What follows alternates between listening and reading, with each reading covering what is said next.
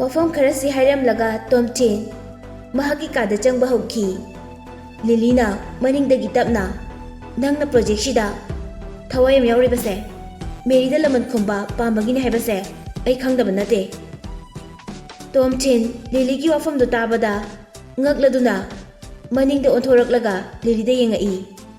Lili su haiduna mamai du laithorai. Lili mamai du Tomtin da mu onsilaktuna Merina nang mu hantoklamle adoga Francis ka amuk nusinakre. Mary hojikti paisa yam paiduna nungai yaphana pankibasida nangna kalakpagi tawrini. Project se amuk nangna phangba ngamlabadi mangoda nangna lakna duna amuk laman singbu pamli. Tomtin kari so haidana Lili gi manakta changsili adoga Lili gi khajaida makhut ani duna paisili. Lili sauna Tomtin gi khudangda paisinduna lauthoknaba hotnai. Tomtin na parakano haina lawi.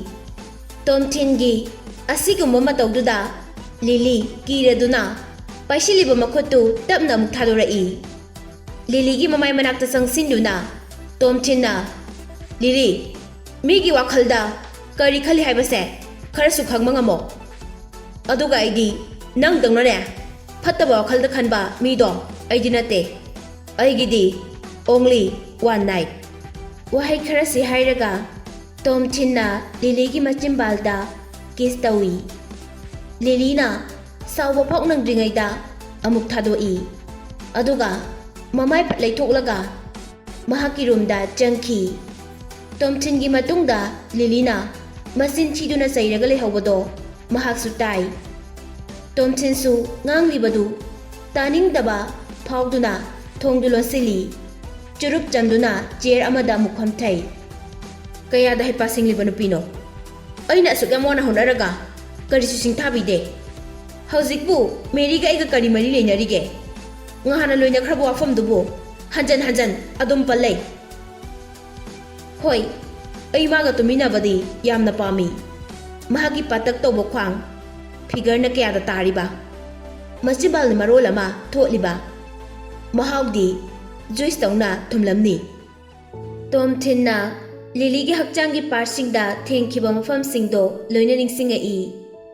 Lili bu walda namsinduna konkibadu khalubada masadu leifam sabung khanglamde. Mahaki wakhalda Lili na satkibada tungdagi yenghawbada ukiba ningdo adumak udun lehawi. Mahak tasengna Lili ga leiminaningbana khangba ngamdre masadu. Lili gi kada changduna Lili bu namfuda izat mangalasira haina muksu khalli. Odo oirabadi mahakna soidana police da call tawkhini. Adudagi aigi punsikni jailda adumak leiba tabani. Ai nupi hatpadi ngamoy. Tomtin charangna ba wakhalasi ngaiha kaukthokna ba haiduna TV thagatuna yengli. TV yengna mahakna hojikta Lili da case tawkhibado ningsingai. Lili na police ta anggadra haina amuksu pakhatba phawi. Hotel du CCTV camera su yamna lei. Mahakna Lili da tawkhiba maongdu camera da loina uramani haina amuksu khalli. Thailand da sigumba sexual crime hek leirabadi jail da leiba soidrabani. Hantam muka mana aibu jail da lehelabadi hek thoklakpaga ma bu hatpadi soidrabani. Tomtin bathroom da changduna amuk irujatho ami. Mahakna Lili da case tawkhibado pungkhai amadi phare. Police hauji phawba laktrisinadi Lili na taklamnaroi haina matomta amuk khalli.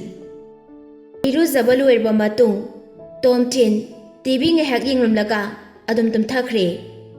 Mathangi ayukta Tomtin na kopham amadi kasengi WhatsApp number da video ani tharami. Video amana Tomtin ga bupaga wari sanakiba aduni. Video amana Francis na bupada paisa pikibagi video aduni. Aduga Tomtin na text message ta bupa na aibu khangnaba saduna nakoida kihenkibado Francis na yamlaba sempam piduna nekpani. Video gi evidence su yauna ina thakrabani haina Kasim amadi kopham da iraga tharami. Francis ka Kasim ga khara saunaringai matamduda video si ꯊꯥꯖꯜꯍꯧꯔꯕꯗꯤ ꯑꯁꯥꯎꯕꯗꯨ ꯍꯦꯟꯀꯠꯂꯛꯇꯨꯅ ꯃꯈꯣꯏ ꯑꯅꯤ ꯑꯃꯨꯛ ꯍꯟꯅ ꯀꯧꯅꯗꯅꯕ ꯁꯤꯜꯂꯤꯕꯅꯤ꯫ ꯇꯣꯝꯊꯤꯟꯒꯤ ꯋꯥꯈꯜꯗ ꯉꯔꯥꯡꯒꯤ ꯊꯧꯗꯣꯛ ꯑꯗꯨꯗꯒꯤ ꯀꯥꯁꯦꯝꯅ ꯐ꯭ꯔꯥꯟꯁꯤꯁꯄꯨ ꯑꯃꯨꯛ ꯍꯟꯅ ꯎꯅꯕ ꯄꯥꯝꯂꯝꯂꯣꯏ꯫ ꯎꯅꯕ ꯊꯣꯛꯂꯕꯁꯨ ꯃꯈꯣꯏ ꯑꯅꯤ ꯑꯣꯟꯁꯤꯟꯅꯗꯨꯅ ꯋꯥꯔꯤ ꯁꯥꯟꯅꯕꯗꯤ ꯉꯝꯃꯔꯣꯏ꯫ ꯀꯥꯁꯦꯝꯗꯤ ꯐ꯭ꯔꯥꯟꯁꯤꯁꯅ ꯃꯍꯥꯛꯄꯨ ꯁꯥꯟꯅꯩ ꯍꯥꯏꯗꯨꯅ ꯍꯧꯖꯤꯛ ꯐꯥꯎꯕ ꯁꯥꯎꯔꯝꯈꯤꯅꯤ ꯍꯥꯏꯅ ꯈꯜꯂꯤ꯫ ꯑꯃꯨꯛꯁꯨ ꯈꯜꯂꯤ ꯑꯩꯅ ꯍꯧꯖꯤꯛ ꯊꯥꯈꯤꯕ ꯚꯤꯗꯤꯑꯣ ꯑꯗꯨ ꯌꯦꯡꯂꯨꯕꯗꯒꯤ ꯃꯍꯩꯀꯣꯜ ꯌꯨꯅꯤꯌꯟ ꯀꯝꯄꯅꯤꯗꯤ ꯁꯣꯏꯗꯅ ꯄ꯭ꯔꯣꯖꯦꯛꯁꯤꯒꯤ ꯀꯝꯄꯤꯇꯤꯁꯟꯗꯒꯤ ꯂꯧꯊꯣꯛꯈ꯭ꯔꯅꯤ꯫ ꯑꯗꯨꯗꯒꯤ ꯂꯦꯝꯍꯧꯔꯤꯕ ꯀꯝꯄꯅꯤꯁꯤ ꯂꯤꯂꯤ ꯍꯣꯏꯒꯤ ꯈꯛꯇ ꯉꯥꯏꯔꯦ꯫ ꯀꯥꯁꯦꯝꯁꯨ ꯔꯦꯡ ꯋꯥꯡꯕ ꯑꯣꯐꯤꯁꯥꯔ ꯑꯣꯏꯕꯅꯤꯅ ꯃꯈꯥ ꯇꯥꯕ ꯑꯣꯐꯤꯁꯥꯔꯗ ꯃꯍꯥꯛꯅ ꯚꯤꯗꯤꯑꯣꯗꯨ ꯎꯠꯂꯒ ꯌꯥꯅꯕ ꯂꯣꯏꯅ ꯁꯤꯟꯖꯅꯤ ꯍꯥꯏꯅ ꯑꯃꯨꯛꯁꯨ ꯈꯜꯂꯤ꯫ ꯇꯣꯝꯊꯤꯟꯁꯨ ꯄ꯭ꯔꯣꯖꯦꯛꯇꯨ ꯂꯤꯂꯤ ꯍꯣꯏꯅ ꯐꯪꯗ꯭ꯔꯤ ꯐꯥꯎꯗꯤ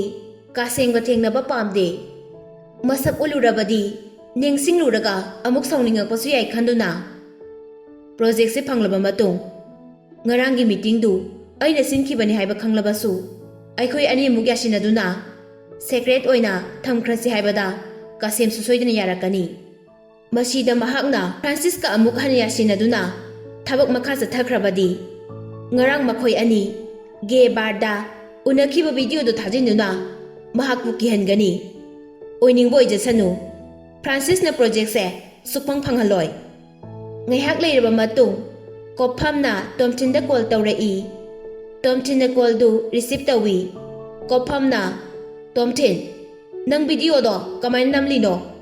ꯃꯌꯥꯝꯗ ꯊꯥꯗꯣꯛꯇꯨꯅ ꯂꯣꯏꯅ ꯈꯪꯍꯟꯁꯤꯔꯣ?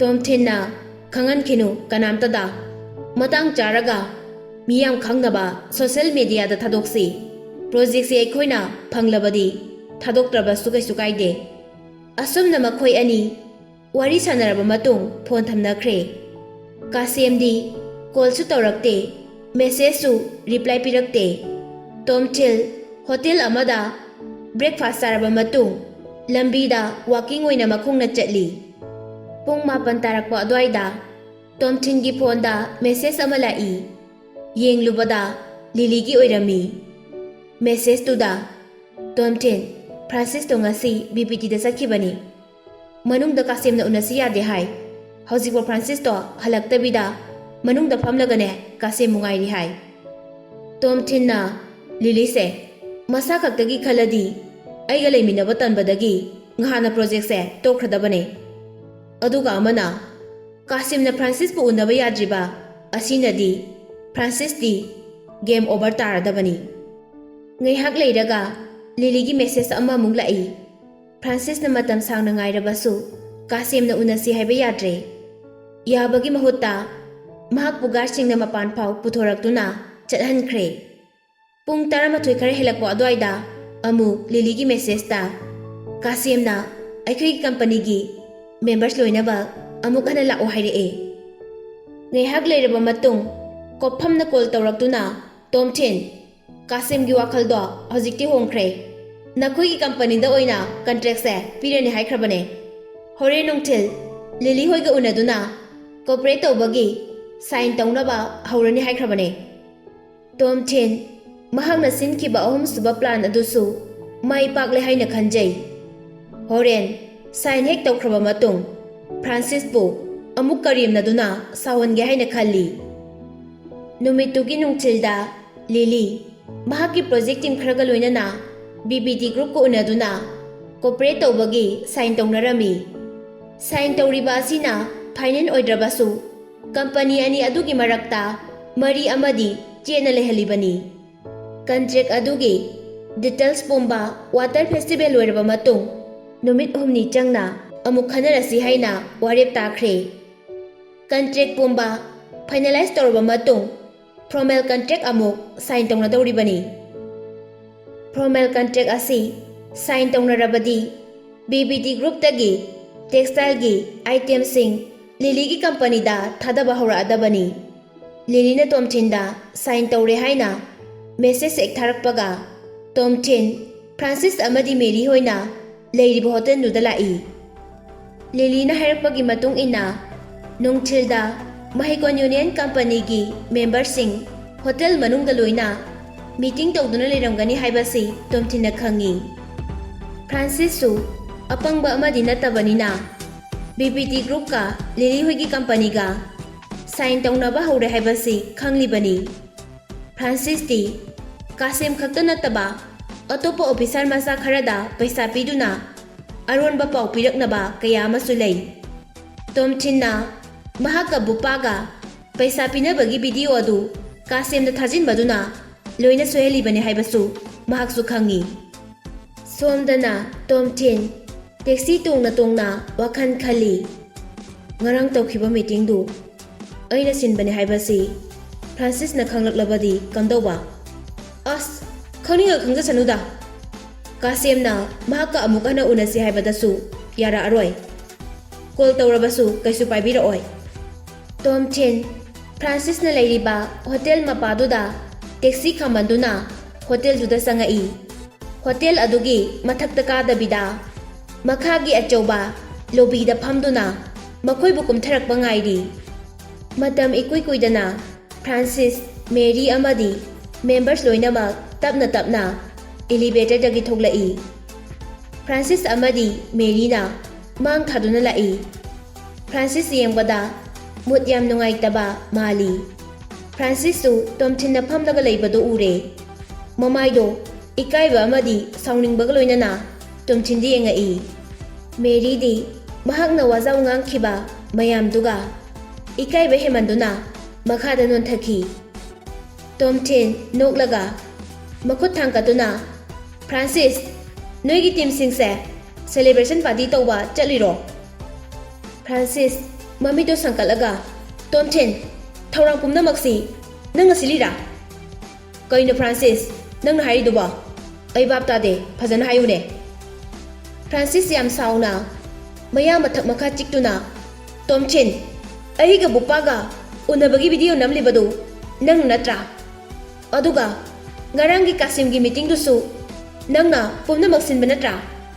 Ngarangi meeting du mahakna silibani haibasi Francis de khangdri adubu mahaksu khangba saduna nganglibani haibasi Tomchin su khangi. Tomchin kari sukhumde tumina noklaga lei. Tomchin gi matawduda Francis na khangle ngarang Kasim gu unana bahaiduna call tawreiba amadi video namliba khudingmak Tomchin gi plan pumbani haiba asuk yamna tukatjaba hanggoiba thabakse nangna toboni haibada matik yamna chai nangdine dustbin senglaga legadaba mini adubu nang khandi khalabra. Wa ngangba loitringaida Tomchin na oina makha tarai nang khandi khalabra aingonda singnabagi tungda kari oirakani haibadi. Wahaisi hana Francis na Tomchin da haikrabani. Tomchin na khangbadagi makha satharibani. Francis ki mamaidu ikaiba hemanduna ngangai aduga Tomchin nang asidi mafamsidagi hankhiba yararoi. Tomchin de Francis na hairaibadu karisu thausade makha amuk tarai. Haujikti nangna koirama nupi sipau aina mullaga koiba ngamle sini matau karamna nangna aingoda mi usitabagi karina tiklei. Francis na Tomchin da haikiba wahaidumak Tomchin na amuk chap manana matau tamduna ngangai. Mary di mamaidu makhada adumak yengduna lei. Francis sida natene nangna haikiba amasu ai ningsingli nakhoina celebration party tawba lakpada aise business ki maramda yengnaragadi yamna nautari haikibadaine nangna haikiba mayamdo ai loina wakti ningsingba ngamdre. Francis ti Tomchin na ngangthorakliba mayamdu tabada masadu khamthengna sawba haibadu oire. Tomchin na amuk nang aingoda yam sauningangani sakom stoi ai nangoda yamna maru oiba wa amaso haidrine hojde ningsinga ine bupana nangonda call tawraktuna paisa ahenba mu hairaido aine singkibani nangna phangadaba share masing amadi project sigi maramda aina loina haidokibani aroibada nangna bupada pikiba paisa do lupa kayano lakh kullo natragana kuntraro nangna beg to pubo ubada yamna lumbadi mali. ꯅꯪꯅ ꯊꯥꯗꯔꯤꯕ ꯄꯩꯁꯥ ꯃꯌꯥꯝꯗꯨ ꯀꯔꯤꯃꯠꯇ ꯀꯥꯟꯅꯕꯁꯨ ꯐꯪꯗꯦ ꯅꯪ ꯍꯟꯗꯛꯀꯤ ꯃꯇꯥꯡꯁꯤꯗꯗꯤ profit ꯐꯪꯗ꯭ꯔꯦꯗꯣ ꯑꯗꯨꯕꯨ ꯀꯩꯁꯨ ꯋꯥꯔꯨꯅꯨꯗ ꯄꯩꯁꯥ ꯍꯥꯏꯁꯤꯗꯤ ꯄꯩꯁꯥꯅꯤ ꯇꯥꯅꯤꯡꯕ ꯃꯇꯝꯗ ꯍꯦꯛꯇ ꯇꯥꯟꯕ ꯌꯥꯕꯅꯤ ꯍꯨꯔꯥꯟꯕꯒꯤ ꯄꯩꯁꯥꯗꯤ ꯍꯨꯔꯥꯟꯕ ꯑꯃꯅ ꯑꯗꯨꯃꯛ ꯂꯥꯛꯈꯤꯕ ꯇꯥꯕꯅꯤ ꯉꯁꯥꯏꯗꯒꯤ ꯃꯃꯥꯏ ꯅꯣꯟꯊꯗꯨꯅ ꯂꯩꯔꯝꯕ ꯃꯦꯔꯤꯅ ꯇꯣꯝꯊꯤꯟ ꯂꯦꯞꯄꯣ ꯇꯥꯅꯤꯡꯗ꯭ꯔꯦ ꯅꯪꯒꯤ ꯋꯥꯍꯩꯗꯣ ꯍꯥꯏꯅ ꯃꯃꯥꯏꯗꯨ ꯅꯣꯛꯈꯠꯂꯒ ꯀꯟꯅ ꯂꯥꯎꯔꯛꯏ ꯇꯣꯝꯊꯤꯟꯗꯤ ꯑꯁꯨꯝꯅ ꯀꯟꯅ ꯂꯥꯎꯔꯛꯄꯗꯨꯗ ꯃꯦꯔꯤꯗ ꯉꯛꯅ ꯌꯦꯡꯉꯤ ꯉꯥꯡꯂꯤꯕ ꯃꯌꯥꯝꯗꯨ ꯃꯦꯔꯤꯒꯤ ꯈꯜꯂꯒ ꯅꯨꯡꯉꯥꯏꯇꯕ ꯈꯖꯤꯛꯇꯪꯗꯤ ꯐꯥꯎꯏ ꯑꯗꯨꯕꯨ ꯐ꯭ꯔꯥꯟꯁꯤꯁꯀꯤ ꯃꯤ ꯎꯁꯤꯠꯇꯕ ꯃꯃꯥꯏꯗꯨ ꯎꯔꯒ ꯉꯥꯡꯂꯤꯕ ꯃꯌꯥꯝꯗꯨ ꯃꯇꯤꯛ ꯆꯥꯕ ꯋꯥꯍꯩꯅꯤ ꯑꯃꯨꯛꯁꯨ ꯈꯜꯂꯤ ꯍꯧꯖꯤꯛ ꯃꯦꯔꯤꯅ ꯉꯥꯡꯂꯤꯕ ꯈꯣꯟꯗꯨ ꯃꯃꯥꯡꯗ ꯇꯣꯝꯊꯤꯟꯗ ꯑꯗꯨꯒꯨꯝꯅ ꯑꯃꯨꯛꯐꯥꯎ ꯉꯥꯡꯈꯤꯗ꯭ꯔꯤ ꯉꯁꯤ ꯃꯦꯔꯤꯒꯤ ꯃꯥꯏꯊꯣꯡꯗ ꯇꯥꯔꯤꯕ ꯁꯥꯎꯅꯤꯡꯕ ꯎꯁꯤꯠꯇꯕꯒꯤ ꯃꯃꯤꯗꯣ ꯍꯥꯟꯅ ꯎꯈꯤꯗ꯭ꯔꯤꯕ ꯃꯇꯧꯅꯤ ꯇꯣꯝꯊꯤꯟꯒ ꯃꯦꯔꯤꯒ ꯃꯈꯣꯏ ꯑꯅꯤ ꯈꯝ ꯊꯦꯡꯅ ꯌꯦꯛꯅꯕ ꯍꯥꯏꯕꯗꯨ ꯑꯣꯏꯔꯦ ꯍꯧꯖꯤꯛꯇꯤ ꯑꯃꯨꯛ ꯍꯟꯅ ꯁꯝꯖꯤꯟꯅꯕ ꯌꯥꯔꯔꯣꯏꯗꯕ ꯁꯝꯕꯜ ꯑꯃꯅ ꯃꯌꯥꯏꯗ ꯈꯥꯗꯨꯅ ꯂꯩꯈ꯭ꯔꯕꯅꯤ ꯇꯣꯉꯥꯟꯕ ꯁꯪꯁꯥꯔ ꯑꯅꯤꯒꯤ ꯂꯪꯗꯥꯏꯐꯝꯗ ꯂꯦꯞꯂꯒ ꯂꯩꯕꯒ ꯆꯞ ꯃꯥꯟꯅꯔꯦ ꯇꯣꯝꯊꯤꯟꯒꯤ ꯋꯥꯈꯜꯗ ꯃꯇꯝ ꯑꯃꯗ ꯑꯩꯈꯣꯏ ꯑꯅꯤ ꯌꯥꯝ ꯈꯝ ꯊꯦꯡꯅ ꯅꯨꯡꯁꯤꯅꯔꯝꯕꯅꯤ ꯑꯩꯈꯣꯏ ꯑꯅꯤ ꯄꯨꯟꯁꯤꯒꯤ ꯊꯥꯗꯣꯛꯅꯔꯣꯏ ꯍꯥꯏꯅꯁꯨ ꯋꯥꯁꯛ ꯀꯌꯥꯔꯛ ꯁꯛꯅꯈꯤ ꯇꯧꯈꯤꯕ ꯊꯕꯛ ꯈꯨꯗꯤꯡꯃꯛ ꯉꯔꯥꯡꯇ ꯊꯣꯛꯈꯤꯕ ꯊꯧꯗꯣꯛꯀꯨꯝꯅ ꯂꯣꯏꯅ ꯅꯤꯡꯁꯤꯡꯉꯛꯏ ꯍꯧꯖꯤꯛꯅ ꯂꯝꯂꯥꯟꯕ ꯑꯃꯒꯤ ꯃꯤꯆꯪꯗ ꯂꯦꯞꯇꯨꯅ ꯑꯩꯕꯨ ꯌꯦꯛꯅꯕꯅꯤ ꯍꯥꯏꯅ ꯈꯟꯈ꯭ꯔꯕ ꯑꯩꯒꯤ ꯊꯃꯣꯏꯁꯤꯅ ꯍꯧꯖꯤꯛ ꯐꯥꯎꯕ ꯃꯥꯕꯨ ꯅꯤꯡꯁꯤꯡꯂꯤꯕꯁꯤꯅ ꯀꯔꯤꯒꯤꯅꯣ ꯇꯣꯝꯊꯤꯟ ꯋꯥꯈꯜ ꯈꯜꯂꯝꯕꯗꯩ ꯒ꯭ꯌꯥꯟ ꯂꯥꯛꯏ ꯍꯣꯏ ꯐꯔꯦ ꯑꯩ ꯋꯥ ꯉꯥꯡꯕ ꯂꯦꯞꯂꯒꯦ ꯍꯥꯏꯅ ꯃꯦꯔꯤꯗ ꯇꯞꯅ ꯈꯨꯝꯃꯤ ꯃꯦꯔꯤꯁꯨ ꯇꯣꯝꯊꯤꯟꯅ ꯇꯦꯊꯔꯛꯄꯗꯨꯗ ꯌꯥꯔꯅꯤ ꯈꯟꯗꯨꯅ ꯄ꯭ꯔꯣꯖꯦꯛꯁꯦ ꯅꯣꯏꯅ ꯐꯪꯂꯦ ꯑꯗꯣ ꯀꯩꯗꯧꯔꯒꯦ ꯅꯪꯒꯤ ꯁꯦꯌꯔꯕꯨ ꯀꯌꯥ ꯈꯥꯏꯅꯤ ꯍꯥꯏꯒꯦꯅꯦ ꯃꯣꯏꯅ ꯑꯗꯨꯒ ꯑꯃꯨꯛꯇꯪ ꯃꯥꯏ ꯄꯥꯛꯄꯁꯤꯗ ꯑꯗꯨꯛ ꯌꯥꯝ ꯍꯔꯥꯎꯔꯤꯗꯨꯅ ꯀꯔꯤꯒꯤꯅꯣ ꯅꯣꯏꯅ ꯃꯥꯏ ꯄꯥꯛꯂꯕꯗꯤ ꯅꯣꯏ ꯑꯗꯨꯝ ꯍꯔꯥꯎꯖꯧ ꯌꯥꯗ꯭ꯔꯣ ꯑꯩꯈꯣꯏꯗ ꯅꯪꯅ ꯃꯇꯝ ꯄꯨꯝꯕꯗ ꯀꯔꯦꯝꯅꯗꯨꯅ ꯑꯗꯨꯝ ꯂꯩꯔꯤꯕꯁꯤꯅ ꯀꯔꯤꯒꯤꯅꯣ ꯃꯁꯤꯅ ꯅꯪꯕꯨ ꯑꯩꯅ ꯌꯦꯛꯅꯕ ꯑꯣꯏꯕꯒꯤ ꯋꯥꯈꯜꯁꯦ ꯁꯨꯝ ꯍꯦꯟꯒꯠꯂꯛꯏꯅꯦ ꯀꯔꯦꯝꯅꯕ ꯍꯥꯏꯕ ꯋꯥꯍꯩꯗꯨ ꯇꯥꯕꯗ ꯇꯣꯝꯊꯤꯟꯅ ꯃꯦꯔꯤ ꯉꯔꯥꯡ ꯅꯨꯡꯗꯥꯡ ꯍꯣꯇꯦꯜꯗ ꯐ꯭ꯔꯥꯟꯁꯤꯁꯅ ꯑꯩꯉꯣꯟꯗ ꯀꯔꯦꯝꯅꯕ ꯃꯇꯝꯗꯨꯗꯗꯤ ꯅꯪ ꯀꯔꯤꯒꯤ ꯇꯨꯃꯤꯟꯅ ꯂꯩꯔꯤꯕꯅꯣ ꯐ꯭ꯔꯥꯟꯁꯤꯁꯅ ꯉꯔꯥꯡ ꯑꯩꯉꯣꯟꯗ ꯍꯥꯏꯈꯤꯕꯗꯨꯕꯨ ꯀꯔꯤ ꯍꯥꯏꯕ ꯑꯣ ꯑꯩ ꯅꯤꯡꯁꯤꯡꯉꯛꯑꯦ ꯅꯪꯒꯤ ꯅꯨꯄꯤꯁꯤꯐꯥꯎ ꯑꯩꯅ ꯃꯨꯜꯂꯒ ꯀꯣꯏꯕ ꯉꯝꯂꯤꯕꯅꯤ ꯃꯇꯧ ꯀꯔꯝꯅ ꯑꯩꯈꯣꯏ ꯑꯅꯤ ꯆꯥꯡꯗꯝꯅꯕ ꯌꯥꯒꯅꯤ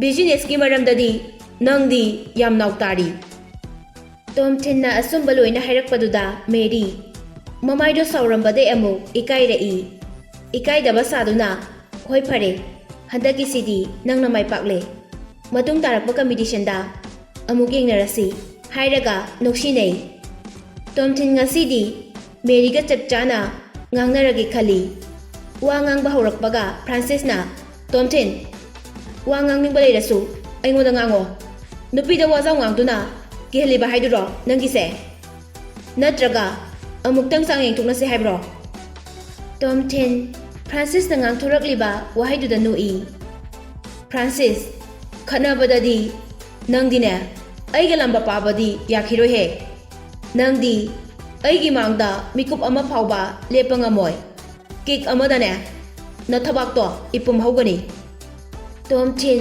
ꯑꯃꯨꯛꯀꯁꯨ ꯅꯣꯛꯈꯤ ꯇꯧꯔꯒ ꯌꯥꯝ ꯎꯁꯤꯠꯇꯅ ꯉꯥꯡꯊꯣꯔꯛꯏ ꯉꯔꯥꯡ ꯅꯪꯒ ꯅꯨꯄꯥ ꯑꯃꯒ ꯒꯦ ꯕꯥꯔꯗ ꯗꯦꯠ ꯇꯧꯕꯗꯣ ꯑꯩꯉꯣꯟꯗ ꯚꯤꯗꯤꯑꯣ ꯔꯦꯀꯣꯔꯗ ꯌꯥꯎꯔꯤꯌꯦ ꯚꯤꯗꯤꯑꯣꯗꯣ ꯑꯩꯅ ꯍꯧꯖꯤꯛ ꯏꯟꯇꯔꯅꯦꯠꯇ ꯊꯥꯗꯣꯔꯛꯑꯗꯤ ꯅꯪ ꯃꯤꯅ ꯐꯖꯅ ꯉꯥꯡꯅꯔꯣꯏ ꯅꯪꯕꯨ ꯅꯣꯏꯒꯤ ꯀꯝꯄꯅꯤꯒꯤ ꯁ꯭ꯇꯥꯐ ꯃꯦꯝꯕꯔ ꯃꯌꯥꯝꯒꯤ ꯃꯃꯥꯡꯗ ꯂꯦꯞꯄ ꯉꯝꯈꯤꯗ꯭ꯔꯣ ꯅꯣꯏꯒꯤ ꯕꯣꯁꯇꯨꯅ ꯊꯕꯛ ꯆꯠꯂꯣ ꯍꯥꯏꯔꯒ ꯕꯥꯔꯗ ꯗꯥꯟꯁ ꯇꯧ ꯂꯩ ꯍꯥꯏꯗꯨꯅ ꯊꯕꯛ ꯂꯧꯊꯣꯔꯛꯄꯗꯤ ꯁꯣꯏꯗ꯭ꯔꯕꯅꯤꯀꯣ ꯅꯪ ꯑꯗꯨꯅ ꯑꯩꯉꯣꯟꯗ ꯅꯪ ꯈꯟꯅꯕ ꯍꯧꯔꯛꯑꯗꯤ ꯀꯔꯤ ꯊꯣꯛꯀꯅꯤ ꯍꯥꯏꯕꯗꯣ ꯈꯜꯂꯣ ꯐ꯭ꯔꯥꯟꯁꯤꯁ ꯁꯥꯎꯅꯤꯡꯕꯅ ꯃꯃꯥꯏꯗꯨ ꯍꯨꯃꯥꯡ ꯃꯔꯤꯛ ꯃꯔꯤꯛ ꯀꯥꯏ ꯈꯨꯇꯨꯝꯗꯨ ꯀꯟꯅ ꯇꯥꯁꯤꯜꯂꯒ ꯇꯣꯝꯊꯤꯟꯗ ꯊꯤꯟꯒꯦ ꯍꯥꯏꯅ ꯆꯦꯟꯁꯤꯜꯂꯛꯀꯦ ꯇꯧꯏ ꯃꯦꯔꯤꯅ ꯐ꯭ꯔꯥꯟꯁꯤꯁꯀꯤ ꯃꯇꯧꯗꯨ ꯈꯪꯂꯗꯨꯅ ꯗꯗꯥ ꯁꯤꯒꯨꯝꯕ ꯂꯋꯥꯏ ꯃꯆꯥ ꯄꯤꯔꯠ ꯄꯥꯗꯠꯄꯁꯤꯒ ꯃꯥꯟꯅꯒꯅꯣ ꯍꯥꯏꯅ ꯐ꯭ꯔꯥꯟꯁꯤꯁꯄꯨ ꯐꯥꯔꯤ ꯇꯣꯝꯊꯤꯟꯗꯤ ꯅꯣꯛꯂꯒ ꯐꯝꯂꯤ Mary na farido.